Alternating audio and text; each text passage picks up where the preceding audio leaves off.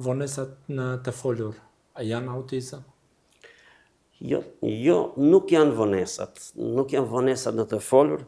Unë më tepër që ballafaqohem me fëmijët që bëhen bilingual, trilingual, dhe ata fëmijë në fakt gjuhën amtare e kanë më të dobët se sa gjuhët tjerë.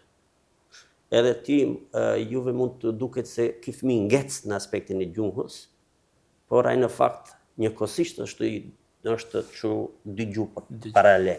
Dhe në gjuhën amtare ndonjëherë nuk din ti caktoj gjinit në bazë të karakteristikave të gjuhës tonë që kemi. Domethënë më tepër është kjo, në atë kuptimin që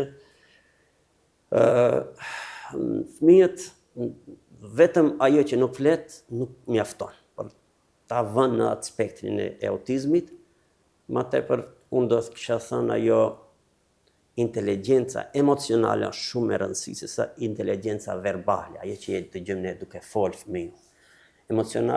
Inteligjenca emocionale është ajo ku fëmiu e kupton, reagon, të jep atë interaktivitetin e vet, por nuk mund ta flet. Kjo vetëm është çështje rasti, momenti që ai do të zbërthej.